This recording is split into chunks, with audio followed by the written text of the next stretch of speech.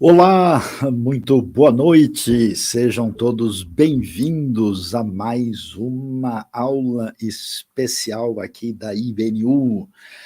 E nós queremos enviar a nossa saudação para todos, para a nossa reflexão maior hoje a respeito da queda do ser humano, falando do livro de Gênesis, né? A queda para cima ou para baixo, como é que a gente entende essa história? E sejam então todos aí convidados a participar. Você já pode mandar o link aí para os amigos, chamar aqueles que têm interesse em aprender mais dessa noite, desse nosso curso, que temos toda quarta-feira aqui, nesse horário das 19 horas, no nosso curso de Teologia do livro de Gênesis, em parceria com a Teologia do Apocalipse, que acontece na quinta-feira. E você pode aí mandar já a sua saudação, dizer de onde você está falando, enquanto a turma vai chegando para a nossa aula dessa noite. Inclusive, se prepare, né? Porque já já também você pode começar a encaminhar as suas perguntas para esse tema que é tão significativo e importante. Muito bem, então vamos lá, né? Nós vimos até aqui a questão de um panorama teológico aí do livro de Gênesis, das suas ideias fundamentais, da sua divisão, da proposta que nós temos no livro.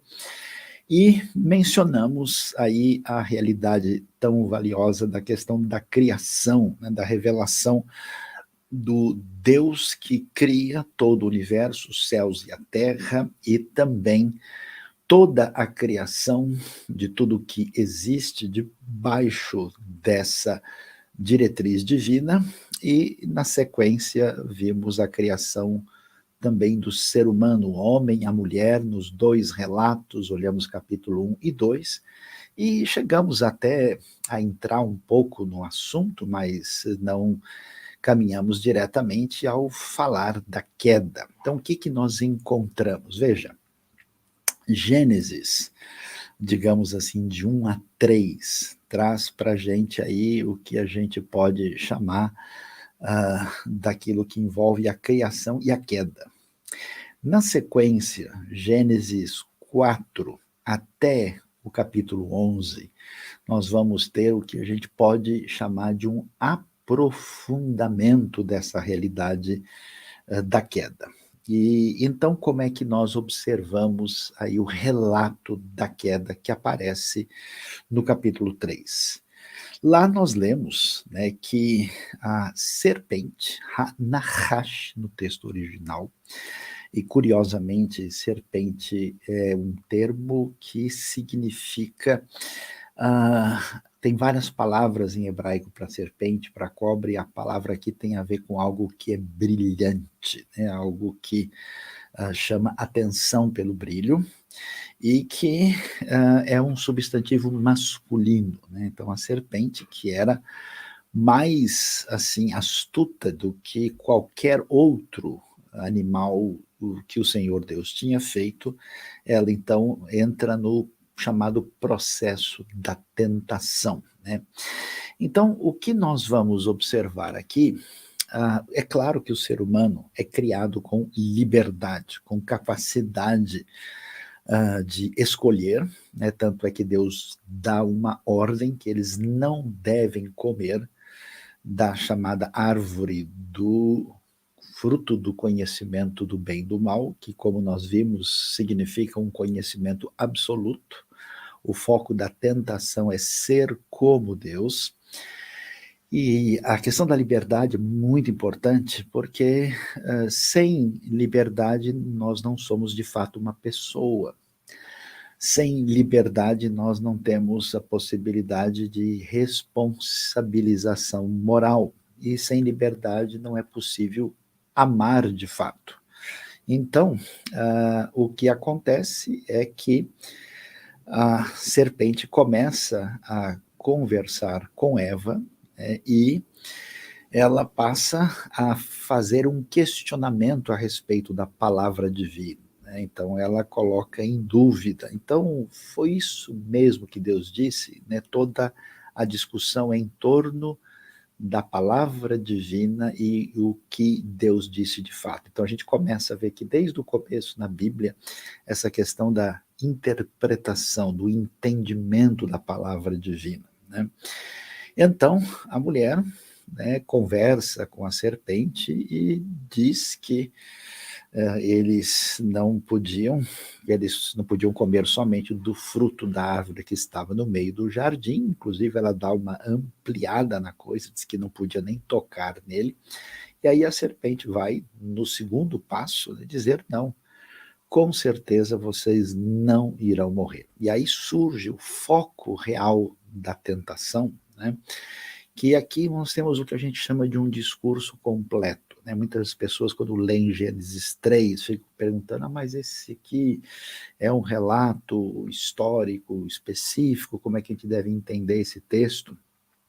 Esse texto é diferente dos outros textos, ele aponta para uma realidade, né, que tem que nós chamamos de um núcleo histórico, com uma linguagem que tem elementos poéticos, literários específicos, né, e também um grande conteúdo teológico. E tudo isso está interrelacionado de modo que nós não temos como separar uma coisa da outra.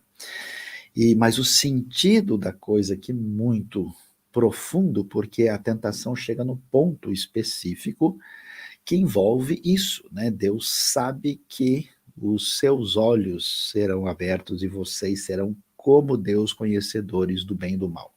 Então, a palavra divina é deixada de lado e nesse momento surge a substituição dessa palavra, né, quando a mulher olha, né, vê que a árvore é agradável ao paladar, aos olhos, aos sentidos, e que ela parecia de fato prometer discernimento e conhecimento, e ela come junto com o marido, e os dois então, nesse momento, entram, né, na compreensão de uma realidade com a qual eles não têm como lidar, né?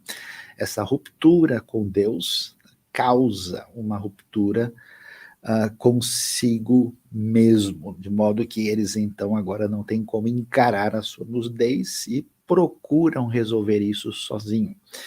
Aqui tem um elemento interessante, né? Porque a queda é uma descrição do estado do ser humano que se perpetua na Bíblia, né? Todo o fundamento daquilo que nós vamos ter depois na teologia propriamente dita, a teologia no Novo Testamento, é o reconhecimento que o ser humano não só é pecador porque comete um pecado, mas é um pecador, podemos assim dizer, a partir da sua inclinação, ou se quisermos ser mais sistemáticos, a partir da sua natureza. Então, quando isso acontece, nós vamos ver que o desdobramento é que eles não conseguem lidar, né, com a sua própria situação de nudez e procuram um caminho próprio de resolver isso, né? Era de se esperar que, ao terem comido do fruto e terem percebido que a promessa da serpente não aconteceu, que eles se voltassem para Deus e falassem, olha, Senhor, a gente, né, acabou ali sendo enganado, nós fizemos o que não devia e agora a coisa deu errado, mas eles não fazem isso. Então é curioso como a gente começa a ver o que a gente chama do primeiro momento onde aparece a ideia de redenção, porque Deus é que vai atrás dele, né, de Adão. Adão não busca Deus, nem Eva, nem ninguém. Então o Senhor chama o homem, ele pergunta onde ele está, e ele então disse que ouviu, né, os passos ou a voz do Senhor e se escondeu, e então Deus pergunta, como é que você sabe que você estava nu, por acaso você comeu? E aí toda essa maneira complicada de lidar com a culpa, de lidar com o erro, ele tenta responsabilizar a mulher responsabiliza a serpente, então Deus traz o desdobramento da queda que atinge, né, o homem, a mulher e a serpente, e assim nós vamos ter a ampliação da queda, que tem sua perspectiva teológica na ruptura com Deus, a perspectiva psicológica, né, com a vergonha, o esconder-se, essa perspectiva sociológica, porque o homem acusa a mulher e você tem um desdobramento problemático disso, e depois a própria ruptura com a criação, já que agora o homem vai comer do suor do seu rosto, né? E então a realidade da morte se faz presente e a terra dá ervas daninhas e espinheiros. E assim, depois disso, né, Adão vai dar o nome a Eva. É curioso que não tem nome específico antes disso. Lembra que a palavra Adão às vezes se refere ao ser humano, no sentido indefinido, às vezes se refere ao indivíduo. E a palavra Eva tem a ver com o fato dela ser mãe de toda a humanidade. E aí a ideia de intervenção divina favorável aparece porque o Senhor Deus faz roupas de pele e vai vestir Adão e sua mulher. E o verso 22 é interessante, precisa ser entendido como uma ironia, né? Porque o texto diz, o Senhor Deus então fala, agora o homem se tornou como um de nós, conhecendo o bem e o mal. É claro que o ser humano não se tornou um conhecedor do bem e do mal como Deus. A frase provavelmente é realmente uma ironia dizendo, ó, tá vendo? Agora, de fato, o ser humano alcançou o que ele queria. Claro que é irônico, né? Então, diante disso, ele não tem a permissão, né, de tomar do fruto da árvore da vida e viver para sempre. Não é possível ter vida eterna, vida permanente, independentemente de Deus. Então, Deus, o Senhor expulsa do jardim, né, que é esse ambiente onde tem plena harmonia com a criação, plena harmonia com o próprio Deus, plena harmonia com tudo, né? E ele perde isso, e agora vai ter uma relação difícil com o solo, a relação com a criação se torna problematizada, e o Senhor então impede, né, que o homem tenha acesso a essa dimensão do Éden, quando os querubins guardam o caminho, né, ali da entrada do Éden, particularmente o caminho para a árvore da vida. Então, o que nós temos aqui nesse capítulo? A ideia do texto é nós entendemos qual é a origem de tudo que existe. Isso explica-se em Deus. Nós entendemos a origem de cada particularidade que está presente, vamos assim dizer, na natureza à nossa volta. Nós entendemos a nossa origem como seres humanos e nós entendemos a origem dos nossos problemas. Então, nessa linguagem simples, marcada por poesia, por teologia e por uma referência que tem um núcleo histórico, apresenta-se com clareza uma perspectiva diferente de muito daquilo que a gente vê na compreensão da antropologia, da realidade do que é o ser humano. Para muitos, o ser humano é apenas um animal a mais, né? Para outros, o ser humano é essencialmente bom, e somente o ambiente o torna problemático. Na revelação bíblica, nós vemos que o ser humano, por um lado, tem uma dignidade especial, porque ele é imagem e semelhança de Deus, mas, ao mesmo tempo, este ser humano tem uma dimensão complicada para lidar, que é a sua condição de pecador, a sua realidade de natureza pecaminosa. E isso está presente no próprio relato bíblico, né? Própria continuação do que vem daí. Então, para a gente entender a lógica aí da caminhada do Gênesis, aí nós vamos ver o que acontece na sequência. A gente vai ver, né, que você tem agora 3 relatos importantes que vão merecer a nossa atenção. O primeiro, que aparece no capítulo 4, é a história de Caim e Abel. Depois, lá no capítulo 6, nós vamos ter a narrativa do dilúvio, que prossegue até o capítulo 9. E, finalmente, no capítulo 11, nós temos a história da Torre de Babel. Então, veja que coisa assim, Caim e Abel, o dilúvio e a Torre de Babel. Qual que é a lógica teológica nessa narrativa do Gênesis? É a ampliação da realidade da queda. Aquilo que é relatado no capítulo 3, agora nós vamos ver uma situação onde essa problemática vai ser ainda mais ampliada.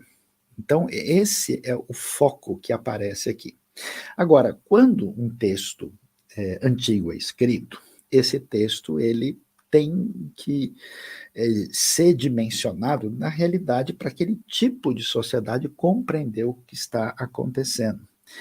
Então, é interessante que o que vai aparecer aqui é uma discussão muito curiosa que os estudiosos da arqueologia, da história antiga conhecem bem, que tem a ver com o tipo de sociedade, né, que, segundo os melhores estudiosos, tem uma migração, uma mudança, assim, de uma sociedade, vamos assim dizer, nômade, pastoril, para uma sociedade agrícola com concentração de população.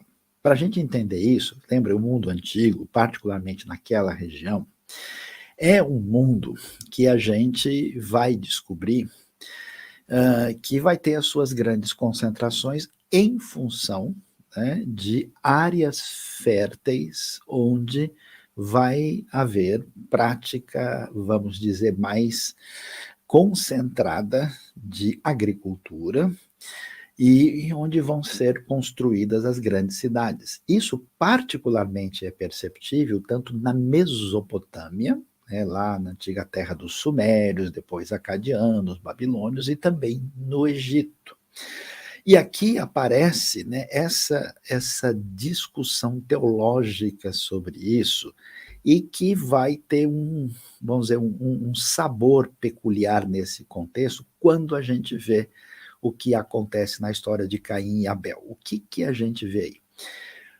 Depois de tudo, apesar, né, do que havia acontecido, Adão e Eva têm o seu primeiro filho, que é Caim. Né? Caim tem o sentido, né, de que com a ajuda de Deus eles tiveram um filho. E depois teve um filho chamado Abel. Né? Em hebraico, as palavras Caim e Abel elas têm um significado. Né? Caim tem a ver com essa ideia de adquirir, de alcançar, até de comprar. Né?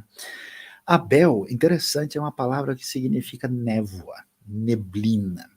Fala aí um pouco dessa realidade da vida curta que ele tem. Né? E o que acontece? Abel é agora um pastor, ele se torna pastor de ovelhas, e Caim agricultor. É curioso que Adão, né, quando sai do Éden, ele vai trabalhar a terra. Essa é a figura do homem debaixo do peso que cai sobre ele, e Caim, ele reproduz isso.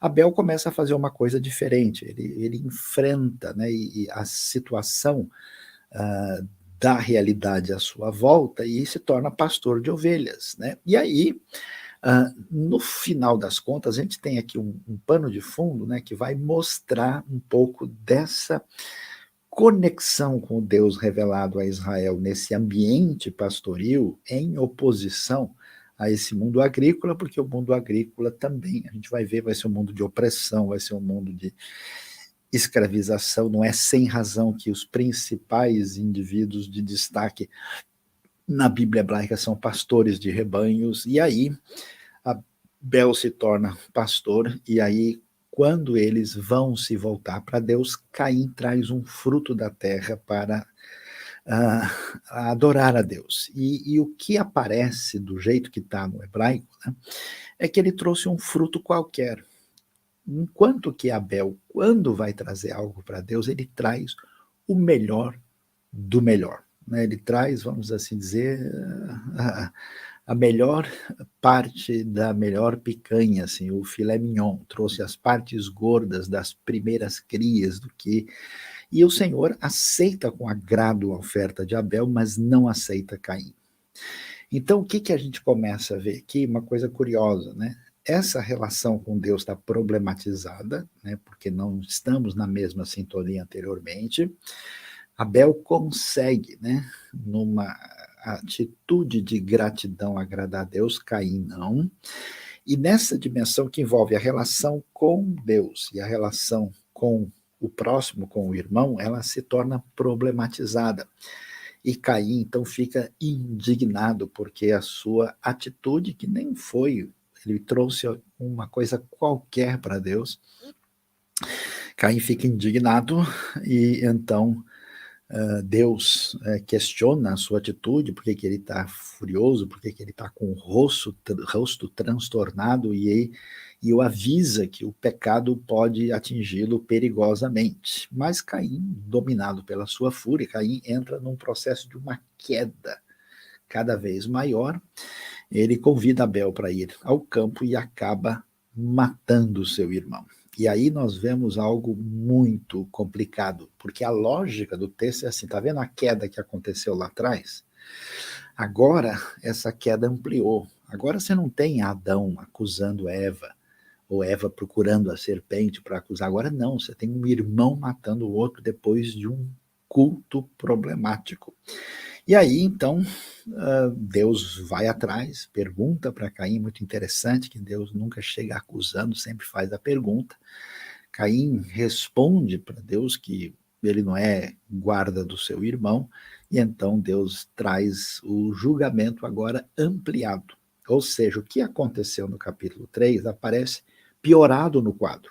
Ou seja, a realidade da dimensão humana ela é apresentada de uma maneira de problemática cada vez maior. Então agora, Caim é amaldiçoado pela própria terra, né, que recebeu o sangue do seu irmão, e se Adão tinha que enfrentar o desafio de lidar com ervas daninhas e espinheiros, agora, no caso de Caim, a coisa é muito mais complicada, porque ele perde a terra, né? Ele não vai mais cultivar, ou seja, a condição de alguém que cultiva de maneira estável é retirada, ele vai ser um andarilho, um fugitivo errante pelo mundo, e ele reclama do castigo, né? E diz que ele não pode viver assim, quem o encontrar irá matá-lo, e o Senhor então traz uma proteção sobre Caim. É muito interessante porque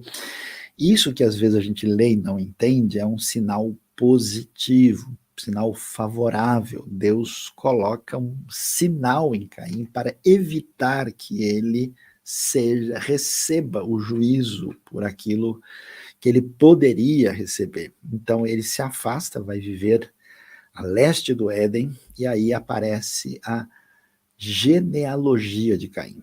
E Caim, então, tem, né, filhos e uma geração, e nessa geração, é interessante que ainda vai aparecer no capítulo 4, vai ficar muito marcado que o sétimo na genealogia de Caim, a partir de Adão, é Lameque. Lameque é o primeiro bígamo da história. Ele tem duas mulheres, Ada e Zilá, e ele mostra claramente a sua postura de violência, né? Ele diz que eu matei um homem porque me feriu e um menino que me machucou, e dessa geração de Caim surge, vamos dizer, o progresso humano contaminado. Você vai ver a história, né, dos filhos de Lameque, que são Jabal, Jubal e Tubal-Caim, aqueles que criam rebanhos, que tocam harpa e flauta e fazem tudo quanto é ferramenta de metal.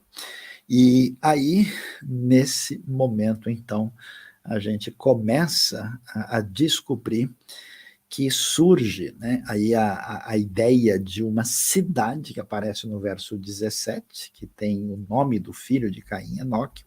Então a gente tem esse contraste, né, do pastor de rebanho solitário que morre e vai ter a sua, vamos dizer, herança substituída por um outro irmão chamado Sete, e Caim, que rompe com Deus e que traz para a gente aquela ideia que todo aquele progresso humano que a gente pode, inclusive, testemunhar no mundo antigo, está contaminado com a maldade humana. De tal maneira que a gente percebe que até o modelo que Deus criou, né, Adão e Eva, agora aparece modificado. Você vê o primeiro bígamo na história com Lameque. A gente percebe as relações problematizadas pelo crescimento da violência e um caminho de independência em relação a Deus. E aí, o texto de Gênesis vai prosseguir no capítulo 5, trazendo toda uma genealogia, né, de pessoas que vivem muitos anos. A gente não tem ideia exatamente o que significam esses anos, mas a impressão geral é que essas pessoas viviam muito. Esse relato é muito parecido com lista que havia na Mesopotâmia antiga, parecida com esse de pessoas que viviam muito, até então, depois de 10 gerações, chegar a referência à família de Noé, né? O nome Noé, Noah, significa descanso, e aí surge a ideia de alguma intervenção divina para lidar com essa problematização que nós vemos naquilo que se desdobrou a partir do caminho de Caim. Então, Gênesis vai trazendo para a gente essa ideia de caminhos paralelos, caminhos que estão em sintonia com essa intervenção divina e caminhos que estão nesse distanciamento e afastamento. E aí a gente chega no texto que vai falar sobre o dilúvio, no capítulo 6. E a narrativa toda vai até o capítulo 9. E o texto realmente impressiona. Por quê? Porque o texto vai nos dizer que quando os homens começaram a se multiplicar na terra, eles tiveram filhas. E aí uma coisa muito estranha parece que os filhos de Deus viram que as filhas dos homens eram bonitas e escolheram para si aquelas que lhes agradaram. E aí a coisa ficou complicada, né? E a gente olha para isso e parece não entender como assim os filhos de Deus viram as filhas dos homens e escolheram, se casaram com elas. Que filhos de Deus são esses que casaram com as filhas dos homens? E o texto diz depois que por causa da maldade do homem, meu espírito não contenderá com ele para sempre, ele vai viver só 120 anos. Uma frase que significa quanto tempo demoraria para chegar o dilúvio. E aí, o texto diz, naquele tempo havia nefilins, ou algumas versões falam gigantes na terra, e também posteriormente, quando os filhos de Deus possuíram as filhas dos homens e elas lhe deram filhos, eles foram os heróis do passado, homens famosos. Que história é essa desses filhos de Deus? Algumas pessoas lendo esse texto e lendo, por exemplo, o livro de Jó e até mesmo passagens do Novo Testamento, como 2 Pedro 2,4, Judas 6 e 7, eles pensaram, olha, acha que os filhos de Deus são anjos que coabitaram com as mulheres. Só que essa ideia de anjo coabitar com as mulheres é algo um tanto quanto estranho. Primeiro que isso é algo muito fora de uma realidade biológica, né? Depois, o texto fala que nasceram o que literalmente no hebraico caídos, que a versão grega antiga entendeu como gigantes. E será que pode haver um híbrido? Parece uma coisa mitológica muito estranha, é muito improvável, né? Até porque, além do bom senso e da biologia, Jesus mesmo diz no Novo Testamento que os anjos não se casam nem se dão em casamento. Então, fica um negócio curioso e difícil de entender.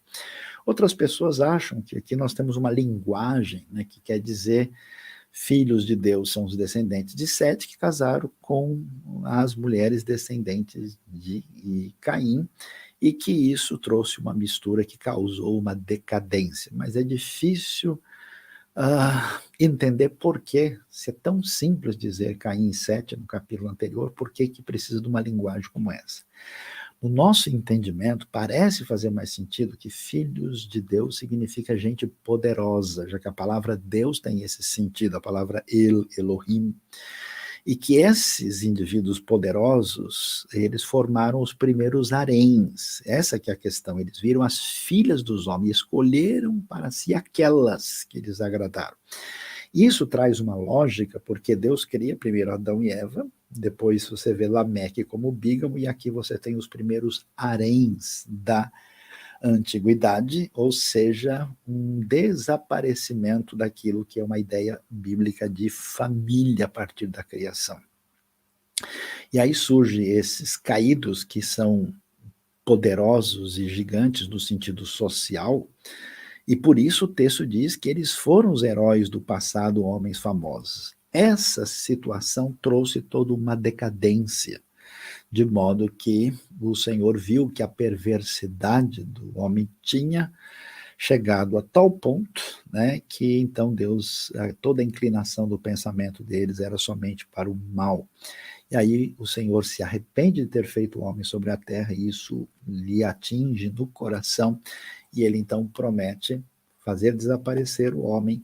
E claro, como o homem é o responsável pela criação, ele é o gestor do projeto, essa maldade humana, ela se desdobra para toda a criação, e a única esperança é Noé, que aparece no capítulo 6, verso 8. E aí, então, como a terra se encheu de violência, a palavra hebraica Hamas, que aparece no verso 11, e aí, então, o Senhor ordena Noé fazer uma arca, né, uma espécie de barco flutuante que com 135 metros de comprimento, 22,5 de largura e 13,5 de altura.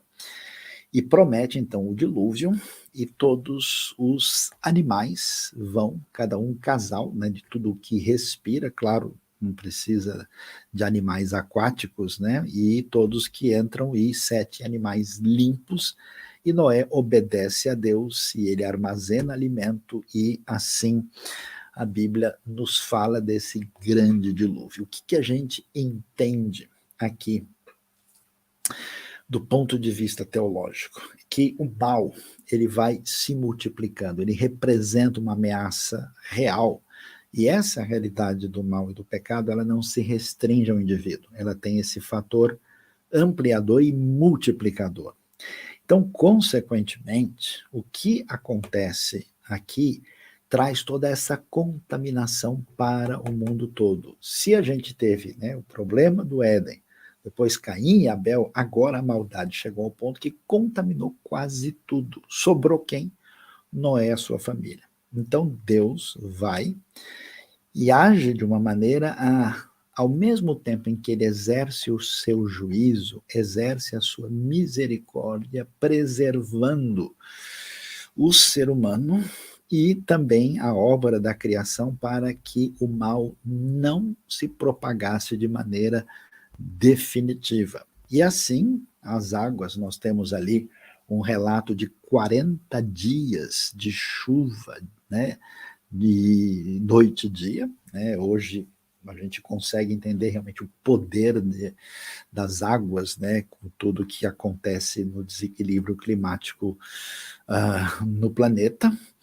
E abriram-se também as chamadas comportas do céu, e aí o relato do dilúvio fala dessa chuva de 40 dias, as águas aumentando e prevalecendo durante 150 dias, depois elas vão descer durante 150 dias, e no final, né, o texto vai contar tudo a partir da vida de Noé, então ali no final de tudo nós vamos ver um dilúvio que demora no total um pouco mais de um ano, né? E curiosamente nós vamos ver que quando vai chegando no momento do desfecho, né, Noé vai abrir a janela da arca, ele solta um corvo, depois solta uma pomba, né, até que a pomba chega com um ramo de oliveira, e aí finalmente chega o momento do desembarque, e Noé desce ali com a sua família, e vai surgir nesse momento a primeira aliança explícita da Bíblia, né, quando Deus volta, né, a estender a sua bênção para Noé e para toda a criação, e ordena que eles sejam férteis, que eles encham a terra, estabelece, né, a lei clara de que o ser humano tem dignidade, não pode ser morto por ser feito à imagem de Deus, como aparece em Gênesis 9, versículo 6, né?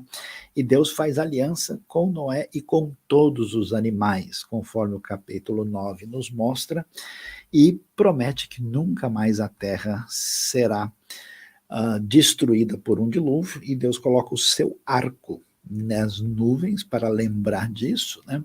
E assim isso se estabelece de uma maneira bastante nítida, mostrando que Deus, ao mesmo tempo, traz o seu juízo, intervém antes que a coisa entre numa irrecuperabilidade, e no seu processo de resgate ele estabelece essa aliança, esse conceito, né, de relação, de amizade no mundo antigo é como se fosse um contrato, e essa aliança que aparece aqui é uma aliança incondicional, não tem como ela ser quebrada.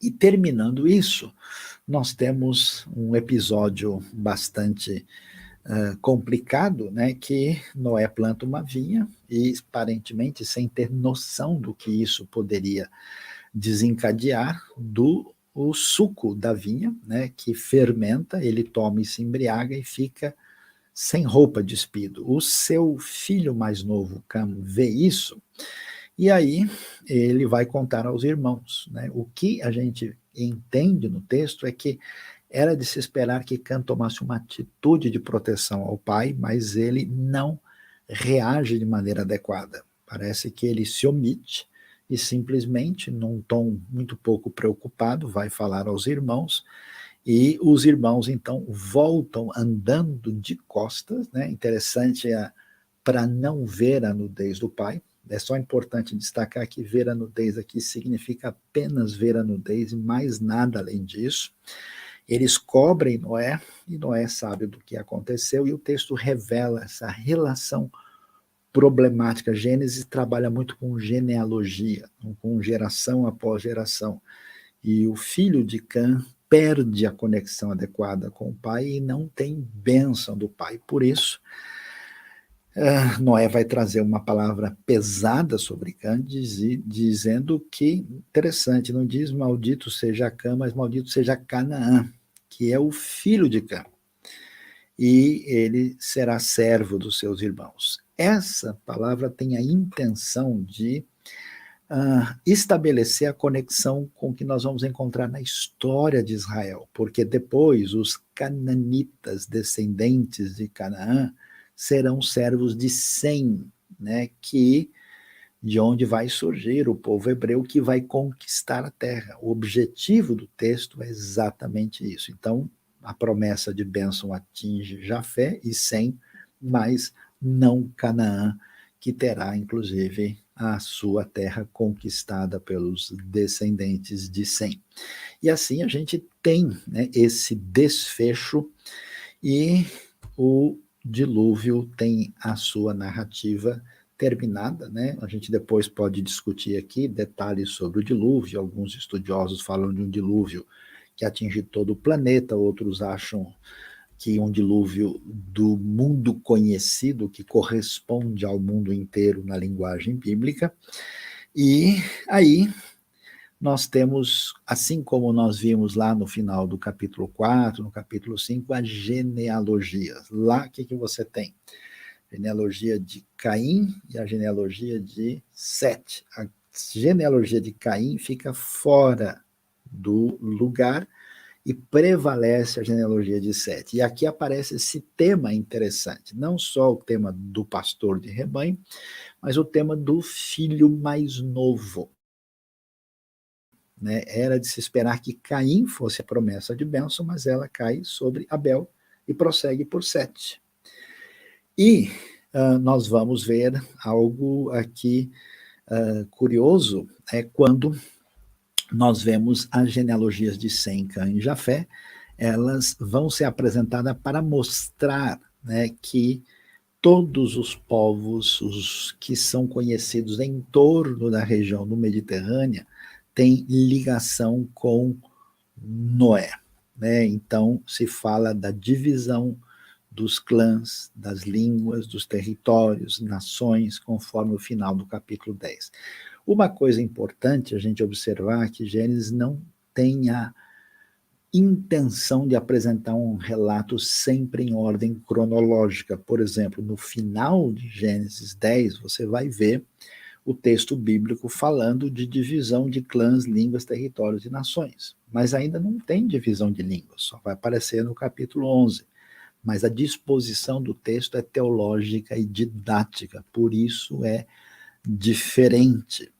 Os povos se dividem e nós vamos ver nesse processo, né, de organização da sequência da ação divina, nós vamos ver a predominância de Sem, né, como se vai perceber na sequência do texto. Pois é, até agora nós vimos que a queda sempre leva para baixo.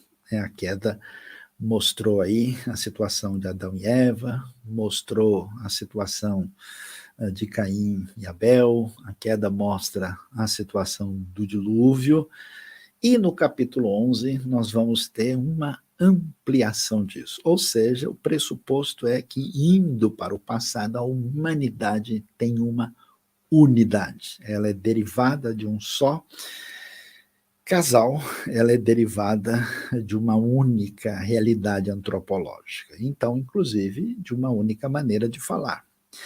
No capítulo 11, os homens vão para a planície de Sinear, para a região do Oriente, ou seja, indo na direção da Mesopotâmia, ali, e falam em usar tijolos em lugar de pedras, que tem a ver com o ambiente ali, né, o contexto, piche em vez de argamassa, e querem construir uma cidade com uma torre, uma cidade que sobe como torre para alcançar os céus. E então teria um nome famoso sem ser espalhados pela face da terra. É interessante aqui, porque quando a gente lia esse texto, ele parecia muito assim, desconectado de qualquer coisa.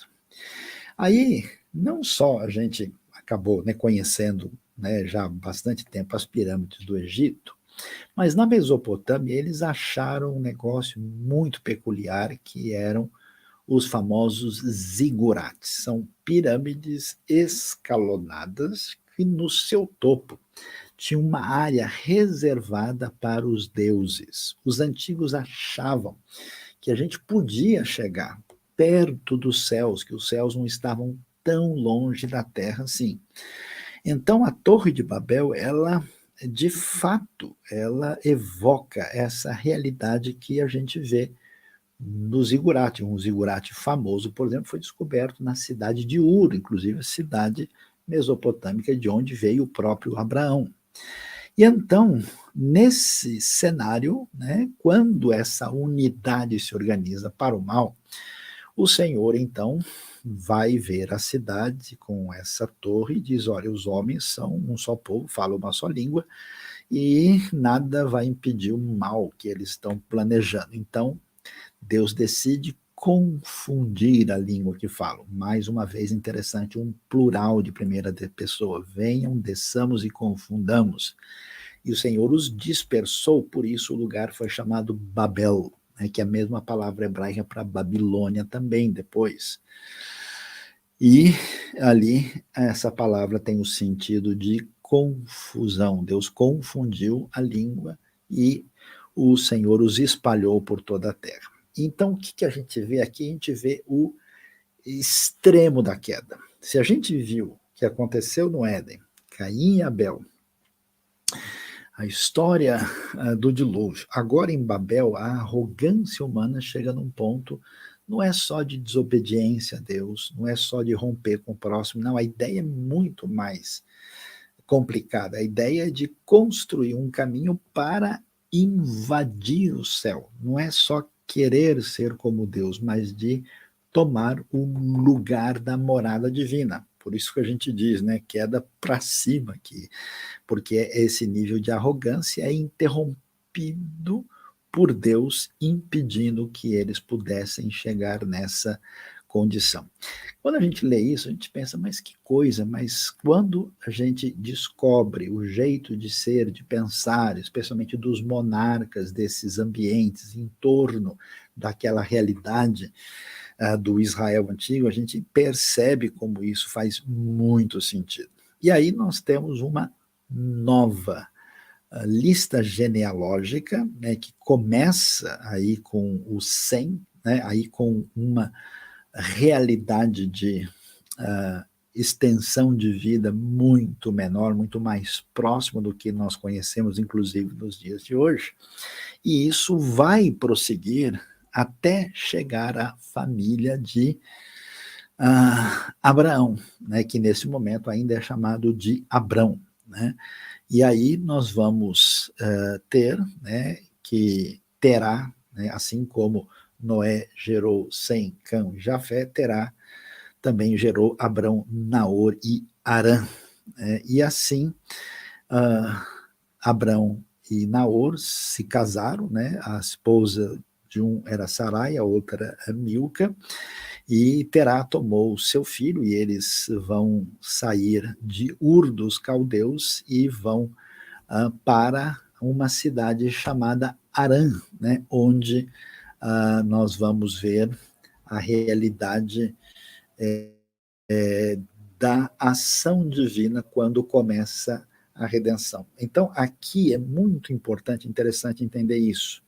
A gente teve a realidade da criação e depois a queda, e aí nós temos todo o desdobramento do que envolve a queda até o seu ponto máximo de arrogância na Torre de Babel.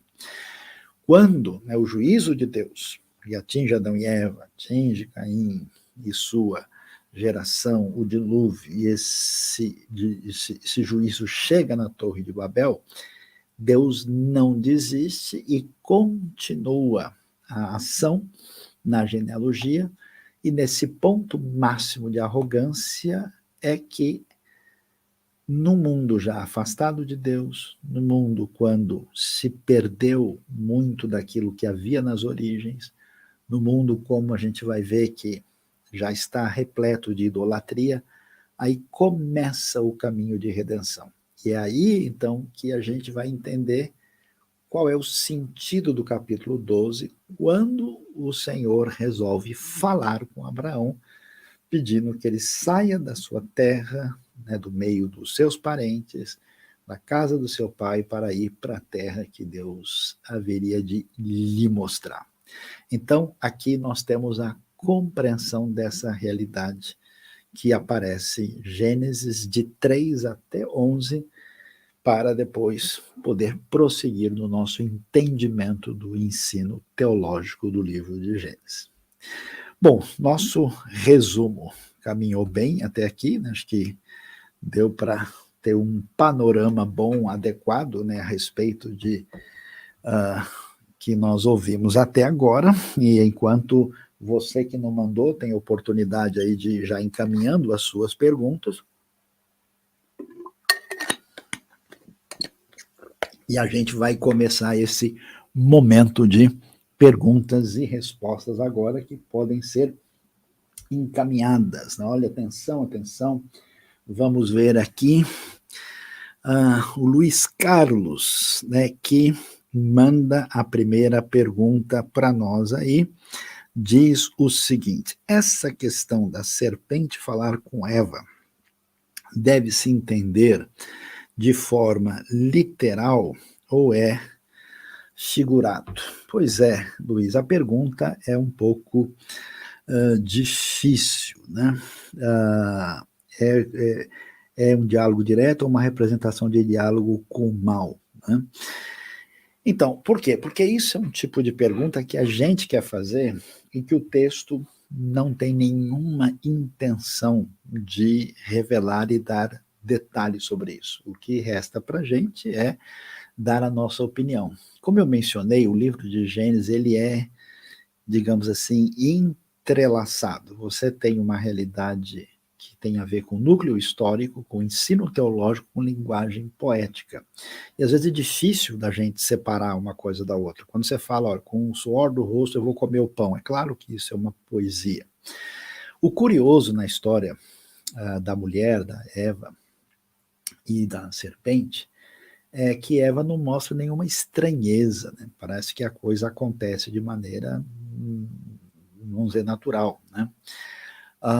E também o mundo antigo, né, o hebraico, quando falava assim de serpente, até que ponto a descrição envolve assim, porque mesmo quando a gente fala em serpente, você tem centenas de cobras diferentes no mundo, que tipo de serpente é essa, como é que é? De qualquer maneira, evoca, né, aquilo que a gente conhece de modo geral. Não dá para a gente responder aqui até que ponto isso é mais apenas, vamos dizer, representativo ou mais literal. Por quê? Porque o Novo Testamento vai falar para nós que por trás da serpente está o diabo, que não aparece explícito no Antigo Testamento. Então a gente sabe que essa tentação ela vem do mal, ela é permitida por Deus. Agora, se essa tentação é mais literal, se ela é uma imagem da serpente, se a serpente comunica isso usando a cobra por um pensamento, a gente não tem isso, né, detalhado, se a cobra fala como se fosse uma mímica, como é que é o negócio. Então, o texto foi escrito para a gente entender as lições teológicas específicas nele agora. Esse detalhe, porque uma serpente não produz sons humanos, até onde a gente conhece. Então, como é que ela fala? A gente, na verdade, não sabe exatamente, o texto não tem intenção de responder.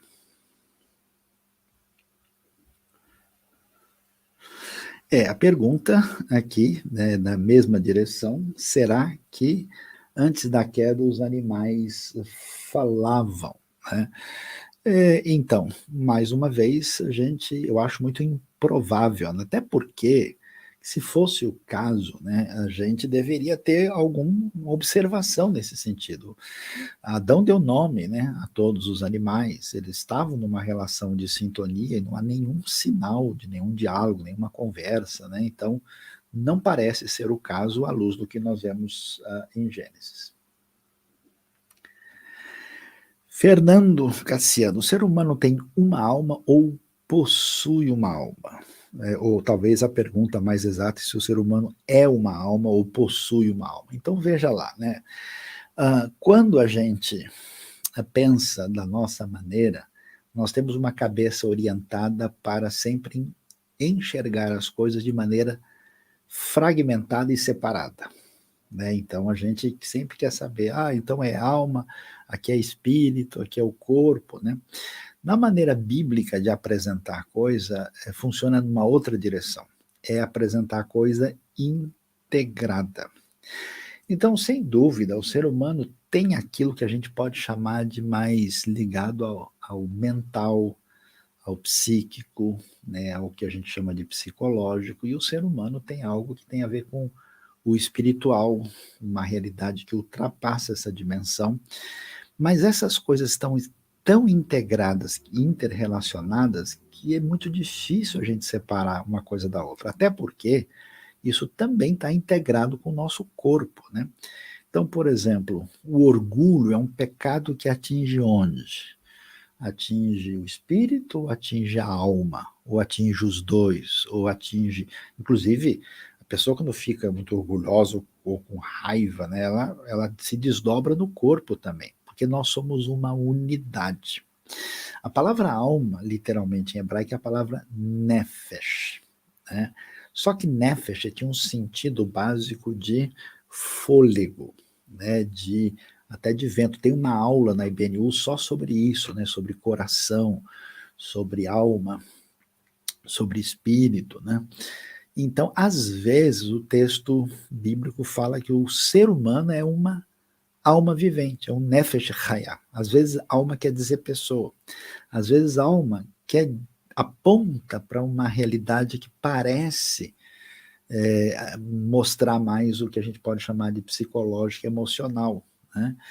Às vezes, alma significa o nosso ser pleno, né? Por exemplo, quando a nossa vida, né? Quando o Senhor restaura a nossa alma, no Salmo 23, ele restaura nosso vigor, a nossa força.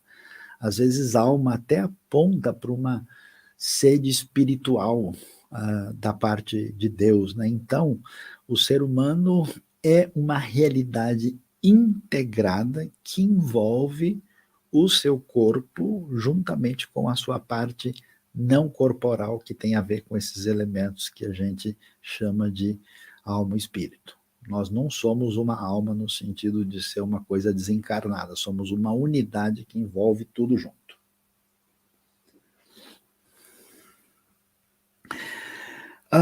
Pastor Luiz, Adão e Eva estão conscientes com Cristo? Me responda, por favor, sou de Belém, ouço as pregações. Eu acho que o Ivanildo está perguntando se eles estão salvos, se eles estão com Cristo hoje, né? Então, a Bíblia não responde essa pergunta, nós não temos esse detalhe. Eu imagino que sim. Por quê? Porque Deus vai atrás deles, os redime, os abençoa, lhes dá família, inclusive uma família que é muito grande, conforme Gênesis 5, verso 4, eles têm muitos filhos e filhas, e não há nenhuma descrição que eles são, vamos dizer, rejeitados por Deus para sempre. Então, na minha compreensão, é muito provável de tê-los salvo, ainda que nenhum texto bíblico venha falar sobre isso. Rolando um papo na internet, diz o Roberto, que após a queda o homem é, na verdade, a imagem e semelhança de Adão e não mais de Deus. E aí, citando Gênesis 1, 27, com Gênesis 5, 23, como resolver essa parada, essa situação. Então, essa compreensão, ela é muito equivocada, né? Porque o ser humano é feito à imagem e semelhança de Deus. E depois, quando Gênesis 5:3 fala que Adão gerou um filho à sua semelhança, conforme a sua imagem, simplesmente o texto está afirmando que é aquilo que é imagem e semelhança presente em Adão foi também passada para Sete. O objetivo do texto é mostrar que essa imagem e semelhança não se perdeu e que, mesmo depois da queda, a imagem e semelhança prossegue. Isso é muito claro porque se a gente fosse entender que o ser humano não é imagem e semelhança de Deus, nós estaríamos numa situação muito complicada. Por exemplo, não seria possível entender Gênesis 9, verso 6. Quem derramar sangue do homem, pelos homens seu sangue será derramado, porque a imagem de Deus foi o homem criado. Isso depois de Gênesis 5, né? Aí numa ocasião já, inclusive depois do dilúvio. Então, depois do dilúvio, no capítulo 9, o homem continua sendo descrito como tendo sido criado à imagem e semelhança de Deus. Se não fosse o caso, o texto ia dizer, olha pessoal, agora não é mais assim, o que era acabou. E, além do mais, quando a gente lê Tiago, capítulo 3, verso 9, quando diz que com a língua a gente usa, né, para falar contra Deus de maneira indevida, ali fica bem claro, né, que está dizendo que os homens, nós com a língua amaldiçoamos os homens que são feitos à semelhança de Deus. E imagem e semelhança são sinônimos. É muito sem razão negar a imagem e semelhança de Deus, porque essa é a base da dignidade humana. As pessoas são tentadas a pensar isso por causa da queda do homem. Então, o homem pecou, houve a queda, ele perdeu a imagem e semelhança. Não é o caso. A imagem e semelhança foi afetada pela queda, mas não foi destruída. Por isso, não é possível abrir mão desse ensinamento bíblico muito importante e significativo.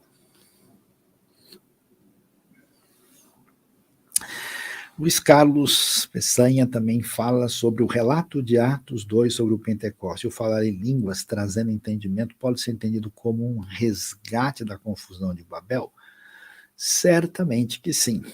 Além do Pentecoste, estar cumprindo a profecia de Joel 2, versos 28 a 32, cumprindo o derramamento do Espírito sobre todo tipo de pessoa, é muito importante compreender o fato de que muita coisa que você lê no Novo Testamento tem como foco aquilo que é a dimensão perdida na relação com Deus lá atrás. Então, o Pentecoste, acontece o que a gente chama de um reverso de Babel, porque em Babel a unidade humana ela é fragmentada. Você tem, o início dessa separação, dessa divisão, desse afastamento entre as pessoas. E no Pentecoste, e é curioso porque você tem uma construção humana, feita pelo poder da carne humana, feita de baixo para cima. E o Pentecoste você tem a realidade que vem de cima para baixo, e vem pelo Espírito de Deus. E a diversidade, a fragmentação humana é anulada pela ação do Espírito, de modo que todos compreendem o que é dito ali quando se louva a Deus, quando se glorifica a Deus. Então, muito boa a observação, está correta, Luiz. A narrativa da queda tem paralelos com outras histórias do Antigo Oriente Próximo, como elas dialogam historicamente falando, se é que dialogam. Então, a gente tem, na verdade, não exatamente narrativa muito nítida com a queda. A gente tem uma narrativa da Mesopotâmia que se aproxima da criação, que é o Enuma Elish, A gente tem ali o chamado Epopeia de Gilgamesh, e o épico de Atrahasis, que aparece também na Mesopotâmia antiga e tem mais relação com a história do dilúvio. Quando a gente vê isso, a gente percebe que uma coisa que nem sempre todo mundo presta atenção para saber, o povo hebreu não existe do nada. Eles começam em Abraão, e Abraão vem da Mesopotâmia. E essa realidade está presente nessa cultura de histórias que lidam com questões paralelas. O que a Bíblia nos apresenta é que o relato inspirado por Deus, numa linguagem pertinente ao Antigo Oriente Próximo, aparece revelado, trazendo aquilo que é uma verdade teológica dentro daquele ambiente literário, com maior ou menor grau de similaridade com as narrativas que estão presentes lá. Então, em resumo, por exemplo, você tem a história do dilúvio, que na antiga Mesopotâmia é entendido como tendo sido uma falta de paciência dos deuses por causa do barulho na terra.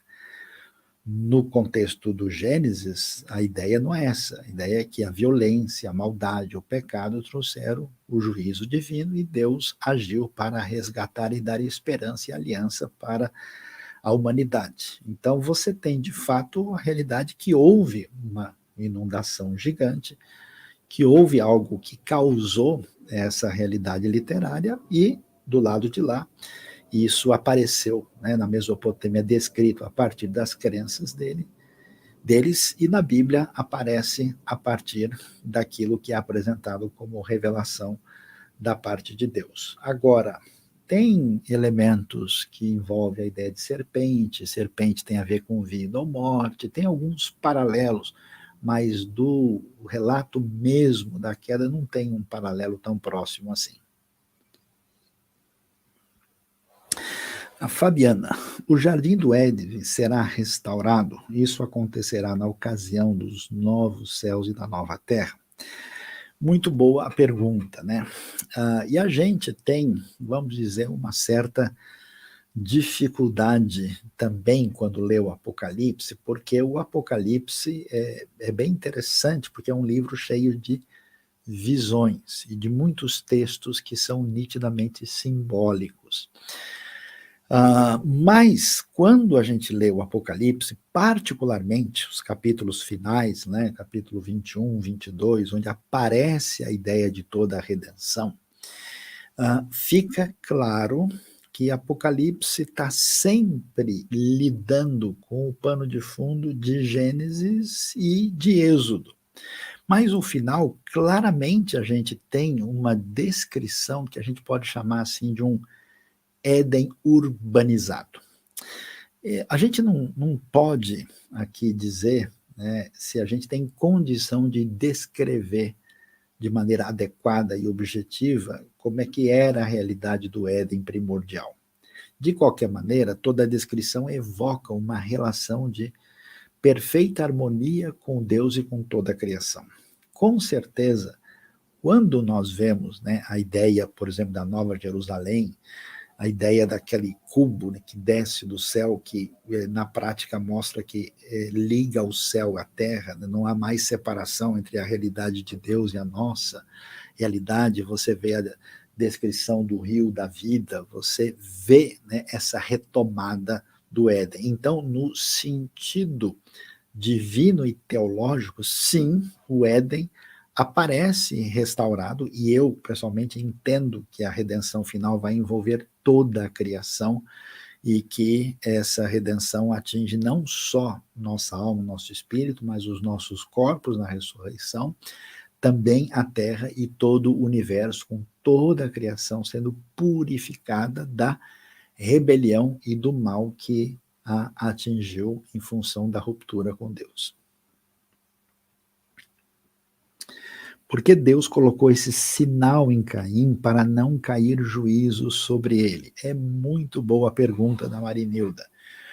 Porque Deus, ao contrário do que muita gente imagina, mostra a sua misericórdia prevalecente. Quando Caim peca contra Deus, e a gente vê essa situação, veja, do mesmo jeito que você vê a situação da queda e a piora da queda, e você vai ver a misericórdia de Deus, que quando Adão e Eva se escondem, Deus vai atrás deles. Então, depois que Caim faz o que ele faz, quando ele vai se afastando de Deus, se você olhar em Gênesis 4, verso 6, você vai ver o Senhor disse a Caim, primeiro aviso, por que você está furioso, né? Verso 9, o Senhor perguntou a Caim, onde está o seu irmão Abel? Né? Verso 10, disse o Senhor, o que foi que você fez? Né? E aí o Senhor vai e responde no 15, não será assim, se alguém matar Caim, o Senhor colocou o sinal nele, né? E Caim se afasta. Quer dizer que a gente vê nesse capítulo que 4 vezes Deus fala com Caim, vai atrás dele, ou seja, Deus tem uma iniciativa de mostrar graça e misericórdia, que não é uma mensagem só no Novo Testamento, já aparece aqui. Então, quando Caim reclama e diz, espera, mas se eu ficar aqui, o pessoal me encontrando, eu vou morrer. E aí ele diz, não, então eu vou colocar um sinal de proteção. Ou seja, apesar de Caim merecer todo o juízo, Deus estende a sua misericórdia, poupando, diz, ó, você pediu, reclamou, não vou deixar que ninguém mate você. Então isso está desde o começo da Bíblia, lá na lei, no Pentateuco, né? Num texto muito antigo.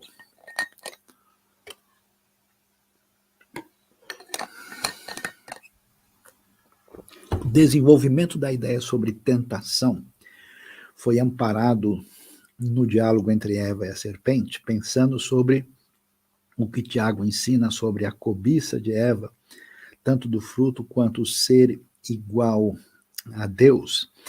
Não, com certeza, a ideia da tentação, ela tem uma dinâmica que envolve atuar em nossos desejos de uma maneira a atraí-los numa relação de ruptura e de enfrentamento contra Deus. Acho que fica claro a dimensão do que está envolvido na tentação, até mesmo quando a gente vê o que acontece com Jesus na tentação do deserto, né? A gente vai observar o que está presente lá, né? A questão do que Satanás apresenta e o que ele oferece, né? Então, a questão dele se lançar lá de cima, né, e ser amparado, a questão de transformar pedras em pães, a questão de prostrado adorar para ter os reinos desse mundo.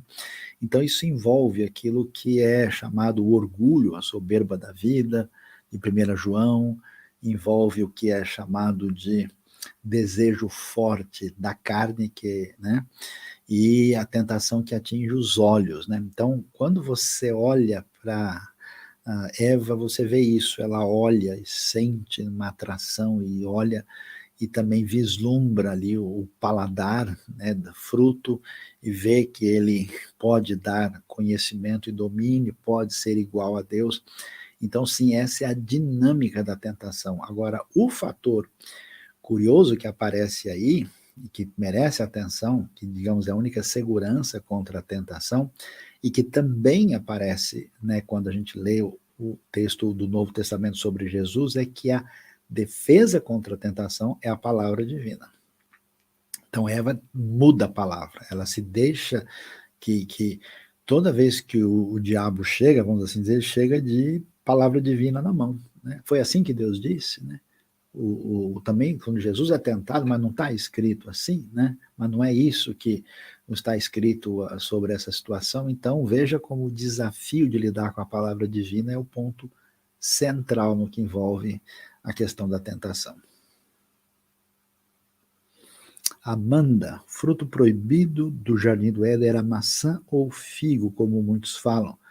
Ou era um fruto que Deus criou especificamente para o jardim e hoje não existe mais? Então, boa pergunta. Bom, Amanda, a primeira coisa clara é que o fruto não tem nada a ver com maçã, né? A maçã, ela surge depois por uma associação equivocada de que o pecado de Adão e Eva tem a ver com a sexualidade, né? O que não faz nenhum sentido, né? Não tem nenhum sentido. Deus criou homem e mulher, a sexualidade em si é algo abençoado por Deus e deve ser uma realidade usada conforme as diretrizes do próprio Senhor. E a maçã estava relacionada com a realidade erótica, tinha ligação com Afrodite, é uma coisa que surge muito depois, não tem nenhum sinal de maçã.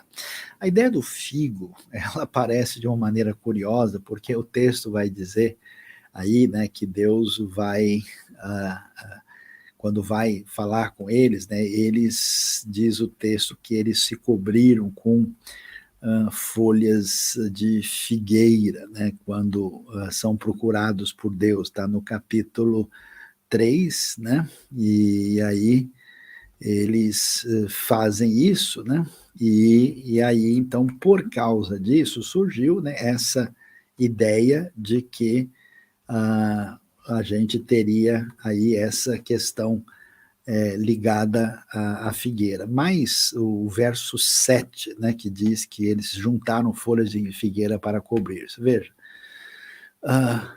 eu acho estranho e curioso que o texto bíblico não mencionasse. Então, vocês pegaram da árvore proibida para se cobrir com folhas, né? Então, tem uma tradição aí antiga que tenta associar, mas o texto bíblico não diz. Não creio que tenha qualquer relação com qualquer fruta, né? O que o texto diz que é a árvore do conhecimento do bem e do mal, ou seja, de um conhecimento completo que equivaleria a querer ser como Deus. O Odil pergunta, a morte de Abel por Caim aponta para a ira pela oferta rejeitada por Deus, ou a morte agora na terra, ambos, ou o que, pastor, né? Então, é interessante, né, que a gente discute muito isso, uma questão não fechada, né? Se o ser humano nunca morresse do pecado, talvez não seja bem assim. Por quê?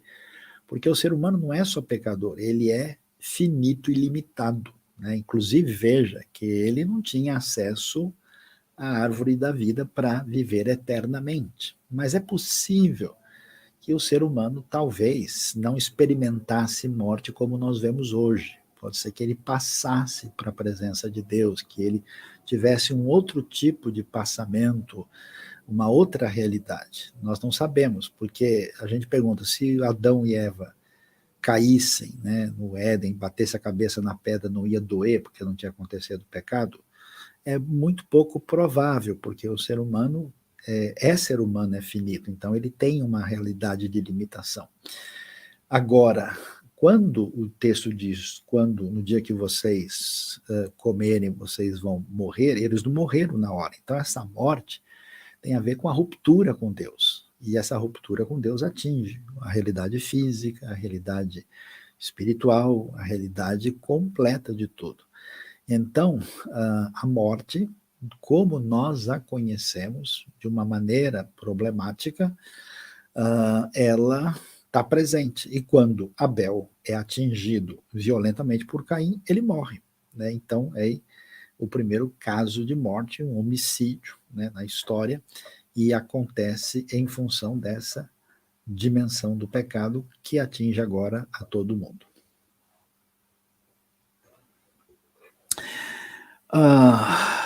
Pergunta do Roberto se alagou o mundo todo ou só uma parte, né? Então, como é que é o dilúvio? Qual que é o desafio dessa pergunta, né? A questão é a seguinte: a Bíblia usa uma linguagem, né, muitas vezes, que precisa ser entendida no contexto que está sendo falado. Paulo, por exemplo, quando está falando, né, nas suas cartas, ele diz que o evangelho foi pregado em todo o mundo. Mas em todo o mundo ali significa foi pregado no mundo romano, né? Não é que o evangelho tinha sido pregado nas Américas ou na Oceania ou em qualquer lugar, né? Então, essa linguagem é uma linguagem que a gente percebe, né, no uso do apóstolo Paulo, né, quando ele está fazendo uma descrição. Então, a pergunta que se levanta, né, isso Colossenses 1:23, né, e que vocês ouviram que o evangelho foi pregado a toda criatura debaixo do céu, né? Então, quando a gente lê isso, a gente também lê no dilúvio que as águas subiram, né, acima do monte mais elevado e atingiram toda a terra. Então a pergunta é: todo mundo, toda a terra, tudo que havia debaixo do céu é o planeta todo ou é toda a região habitada nesse momento? Alguns estudiosos acham que foi o planeta todo. Qual que é a dificuldade desse posicionamento? Se foi o planeta todo, a água, para atingir essa realidade, envolve 9 quilômetros de altura. 9 quilômetros de altura, hoje, é uma quantidade de água que equivale a cerca de 5 vezes tudo que nós temos em todos os oceanos. E se uma arca sobe 9 quilômetros, é como se ela vai lá na altura onde voam os aviões, né? Então a pergunta é: será que foi uma situação exatamente desse jeito? Será que a gente tem evidência de um dilúvio assim em todo o planeta de modo igual? Então, por isso, né, e também como é que essa quantidade de água, 5 vezes maior do que todos os oceanos, teria, né, depois diminuído e terminado e num período relativamente rápido, né, descendo durante 150 dias. Então, por essa razão, alguns estudiosos acham, olha, é provável que nós temos aqui o que a gente chama de uma inundação sem igual, de um dilúvio que atinge todo mundo ali habitado na ocasião, que significa toda aquela região, e que então seria um dilúvio regional com significado global. Mesmo que alguém defenda uma posição assim, isso não é uma questão fechada, né? A gente tem que lidar com as dificuldades das posições, analisar os argumentos e dizer, olha, isso aqui realmente parece fazer mais sentido. Eu não vejo, não tenho uma posição definitiva sobre isso, mas não vejo dificuldade em entender que foi um dilúvio que atingiu todo mundo habitado com significado global, né? Para a gente tratar mais o assunto, a gente demoraria muito tempo para avaliar todos os argumentos. Essa narrativa dos gigantes teria uma ligação com a mitologia? No meu entendimento, não, né? Porque, na verdade, no texto hebraico, não aparece bem uma palavra que quer dizer gigante. A palavra lá, nefilim, é uma palavra que literalmente quer dizer caídos, né? Então, como quer dizer caídos e eles deram origem aos homens poderosos, gigantes aí, se fosse entendido dessa maneira, seria gigante no sentido social, de pessoas de grande projeção, que é o que aparece lá. Não tem ideia de... Na Bíblia não aparece essa ideia de... Aparece a ideia de gigante como pessoas muito altas, mas não dessa maneira mitológica como aparece em outros contextos culturais. No Gênesis também aparece anjos em forma de pessoas, como no relato sobre o Gomorra. Esses anjos caídos não poderiam também agir da mesma forma, de algum modo, em corpo humano? Então, veja, não é que os anjos aparecem em forma de pessoa, é que eles têm uma forma semelhante às pessoas. Porque a visão bíblica é que os seres criados por Deus, e tudo indica que os anjos também são assim, eles têm corpo próprio. Por exemplo, 1 Coríntios fala, né, quando fala da ressurreição, fala de corpo espiritual.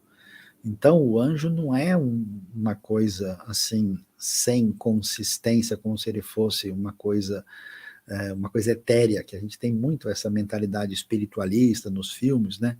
Então, os anjos, inclusive, em Gênesis 20, eles comem, né? Então, se eles não têm nenhum tipo de corpo, como é que eles vão comer? Né? A discussão que existe é que os demônios parecem não ter corpo. E uma das sugestões teológicas é que eles perderam o corpo. Daí é o interesse deles de possuir pessoas, animais, etc. Né?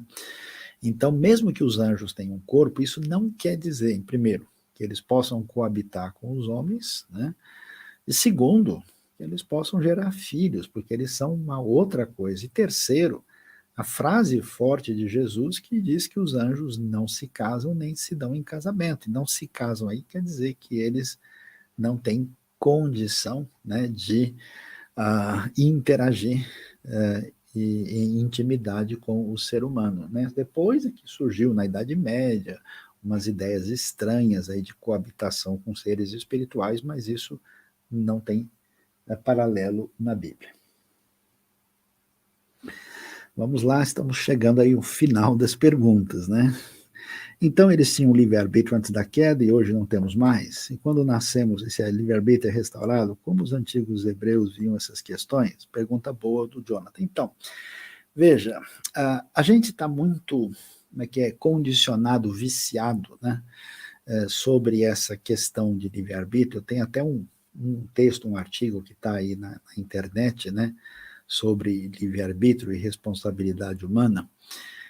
O problema sério é o que é que a gente quer dizer quando a gente fala em livre-arbítrio. Do que a gente está falando? Essa expressão, na prática, ela não significa muita coisa se a gente não definir.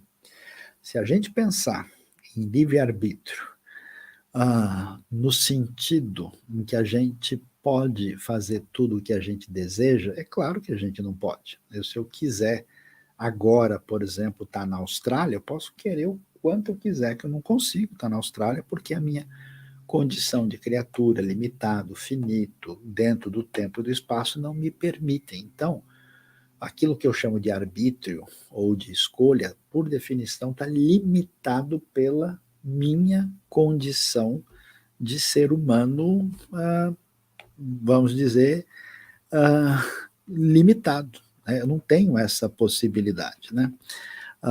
E aí, diante dessa circunstância e realidade, eu então vou continuar falando sobre o assunto e pensando na realidade que envolve a escolha humana. O ser humano tem escolha.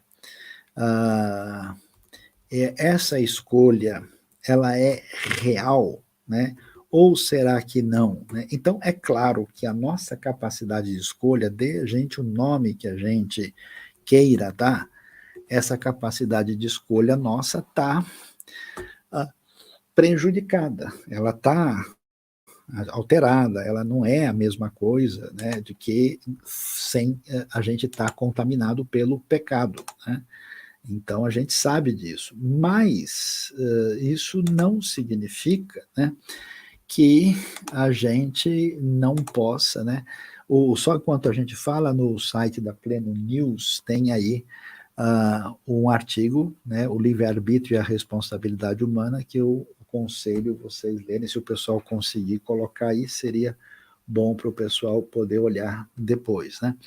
Então, assim, a nossa capacidade de escolha foi certamente prejudicada. Agora, mas isso quer dizer que a gente não tem condição de escolher absolutamente nada, as nossas escolhas não são, elas são prejudicadas de maneira completa? Não parece ser o caso. Quer dizer que quando a gente tem o nosso arbítrio prejudicado, quer dizer que em tudo que a gente faz isso está maculado, isso está prejudicado, mas não quer dizer que eu, por exemplo, não tenho condição de fazer nenhuma coisa boa. Eu não faço uma coisa boa no sentido absoluto, mas veja, por exemplo, como a Bíblia fala das ações de Cornélio antes dele conhecer o Evangelho de maneira positiva. Né? Então é necessário entender do que a gente está falando, porque nós temos escolha real, nós temos uma escolha que é responsabilizável moralmente, senão nós não seríamos criticados e questionados pelos nossos erros e pecados, e nossas escolhas são limitadas pela nossa condição de criatura e são limitadas, com certeza, em função da nossa condição de sermos pecadores por natureza. Então, não dá para a gente dizer que o nosso arbítrio está totalmente tranquilo, mas também não dá para a gente negar a realidade da liberdade e responsabilidade humana. Vamos para a última aí, para a gente encerrar. Sobre os casamentos consanguíneos, porque isso foi permitido e hoje não mais. Hoje o mundo está tentando validar o incesto novamente. O que acha? Então, Vânia, o que acontece é o seguinte: no mundo antigo, por qualquer caminho que você queira seguir, né? Se a gente for pelo relato bíblico, se a gente for pela história humana, pela biologia, você vai indo para o passado, você vai chegar a um grupo pequeno de pessoas. Toda a humanidade tem que ter origem, né, num primeiro casal. Por isso que nós somos uma mesma espécie. Então, é natural que se espere desse primeiro casal que eles tenham os seus primeiros filhos e não tem muita opção. Eles casam, né, entre si, por qualquer alternativa. Agora, acontece que à medida que o tempo passa e as pessoas muito próximas começam a casar, aumenta a letalidade, uma série de problemas. E é possível que essa realidade já estava percebida no mundo antigo. Então, a partir da lei fica claro, né, que esse tipo de coisa deve ser evitado e rejeitado, porque não é um caminho adequado e bom. Então, nós temos cenários diferentes, circunstâncias diferentes, e quando você tem uma diretriz na Bíblia, além da diretriz em si, você tem por trás dela um princípio que faz sentido dentro de um certo contexto, né? E então, é claro, hoje, essa ideia de incesto, além de parecer um negócio muito esquisito, estranho, esse relacionamento de intimidade entre pessoas muito próximas de parentesco, né? Além disso ser algo muito estranho, pelo menos na minha percepção, também isso é bastante prejudicial. Então, vale a pena seguir, né, aí a proposta bíblica no desenvolvimento da revelação, sem querer usar um argumento de que no primeiro momento da humanidade isso valeu, então vamos praticar. Não é assim. Mas muito bem, muito obrigado pela atenção de todos, obrigado aí pela assessoria da Carol conosco nessa noite, e agradeço a todos. Não se esqueçam aí de se inscrever no canal e também de, né, multiplicar aí o nosso conteúdo, ativem o sininho, né, e não se esqueçam também, vocês estão convidados. No próximo domingo teremos, inclusive, celebração especial na IBNU com batismo. Quem estiver em São Paulo é mais do que bem-vindo. Obrigado, muito boa noite a todos.